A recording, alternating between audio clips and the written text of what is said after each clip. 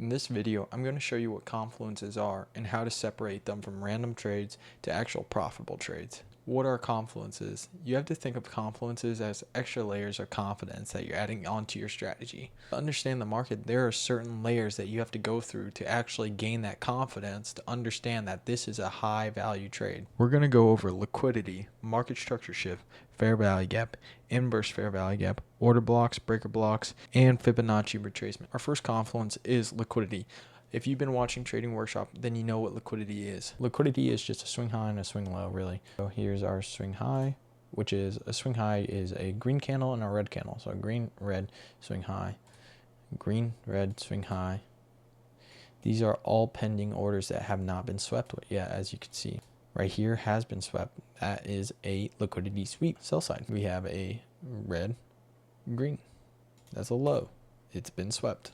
Red, green, swept. Then we have news highs, news lows. Here is a news high and a news low. These are very volatile areas, and price really likes hunting down these areas. As you can see, price shot up there and it's retracing itself back down here where it's probably going to go back up. And we also have relative equal highs, which is right here. We have two highs. So we have a high here and a high here that are very close to each other, which was instantly swept because price doesn't like that. We also have some over here. These are called relative equal highs. These are close enough to be relative equal. Super high. Oh, these are three highs right there.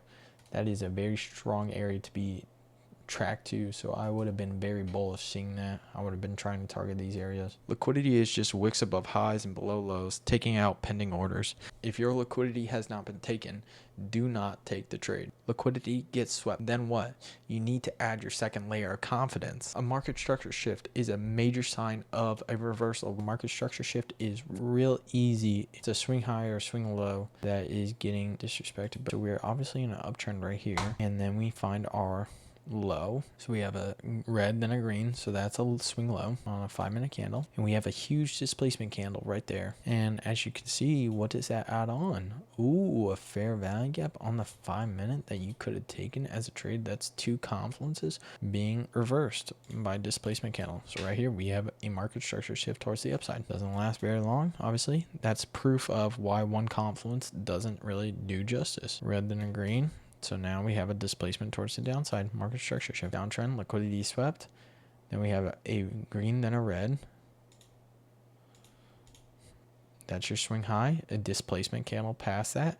We have a market structure shift with a retracement. Then our third confluence is a fair value gap. A fair value gap is when price moves so strong that it leaves a gap, an opening, an imbalance in between a 3-candle pattern. This area is unfilled orders that needs a retracement. Price before it takes off usually comes back to retrace to this area and fill those orders. It's a perfect confluence after market structure shift. So you have 1, 2, 3 with a gap of unfilled positions. This fair value gap is respected until then. 1, 2, 3 does not matter the candles. Does not matter the candles. Unfilled order gap right there respected. Boom, takes off. Let's go down to the 1 minute. 1, 2, 3 candles do not matter. 1, 2, 3, 4. How many are in my store? An inverse fair value gap is the disrespect of a fair value gap.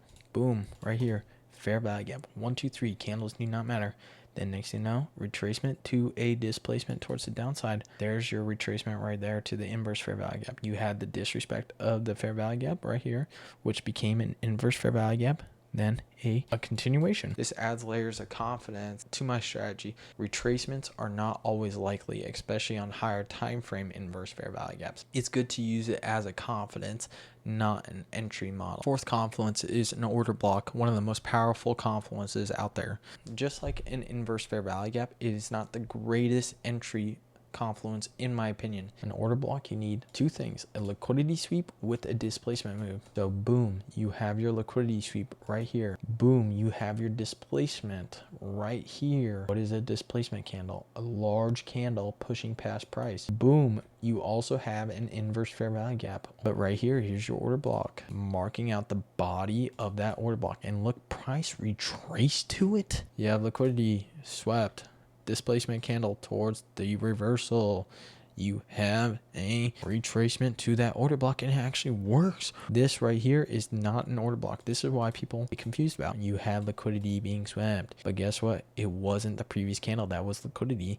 It was the previous candle. You had your displacement candle, good job, but you didn't have your previous candle be liquidity. You have to understand these two rules. Without a liquidity sweep or displacement, it is not an order block. A breaker block is a previous swing high or low that had an order block that is disrespected. You had your liquidity swept right here, and you had your displacement candle, so that's a order block towards the sell sign. Next thing you know, price sweeps liquidity, so here's your new liquidity being swept. Get the for the buy side, and a disrespect of this order block, market structure shift, and a fair value gap, inverse fair value gap. You had multiple confluences. Some people like going off the wick. Don't. Here's your retracement to the breaker block. Now I'll show you something that's not a breaker block. Liquidity was swept. Now you're waiting for your retracement, right? You do have an order block right here, because liquidity has been swept right there. You have an order block, you have a displacement candle. This is just a market structure shift. Why? Because this is not a previous order block. You need to have a previous order block, or else it does not count as a breaker block. So this is not a breaker block. If this swept liquidity, this would have been a breaker block, but it wasn't. So we had a bunch of liquidity sweeps right there. There's our liquidity sweep. We had an order block towards the upside because we had a displacement candle. Here's your sell side breaker block that did not work because it wasn't in the right narrative. So you had an order block towards the upside, then you have your order block towards the downside. I have to think of breaker blocks like support and resistance, blowing past the support level, becoming a new resistance level. If you can add a order block, breaker block, market structure shift, those are great confluences, even with equilibrium, which we will get to. This is a great layer of setup. One of the greatest confluences, in my opinion. I do not trade without the Fibonacci tool, no matter what. If you see my trade recaps, I always have it on because it is the greatest tool for me. So you take your Fibonacci tool to the top of the swing high and to the next swing low. I go to the first retracement on the most confident confluence that I use. We had a retracement. Legit, you could have taken this off the 50%, but that's also where you can go down to the lower time frame and find out your confluence on the 1 minute. Now that you understand what confluences are and how to actually use them, the truth is none of it actually matters without these two things: the correct narrative and the right patience. You have to have patience in this game. You need to learn when to sit on your hands and when to actually trade. Sometimes doing nothing is the best thing that you could possibly do. You really need to study these, break them down, apply it to your strategy. And if you're really struggling with trading, I have a free Discord where you can post your own trades into a community where you guys could talk back and forth what you feel like you're doing wrong. And then I have a premium Discord where we do calls every Saturday at 11 a.m. Eastern time. We also have a trading group where I give out my daily bias. I alert you guys before I trade. I'm giving you guys the information on what I think is going to happen with the day, what I'm seeing on my daily bias, what I'm seeing on my lower time frame entry models, all of these sorts of things. And I want you guys to post your trades in there, and so we could go back and forth on what you are doing wrong, what you're doing right. So if you want to join that, I have a link in the bio and also in the comments. Make sure to come back for episode 5 where I'll teach you how to read PD arrays, how to understand these confluences in the right areas, how to apply these into the right areas. Have a great day. God bless. You are amazing. I love you. Bye.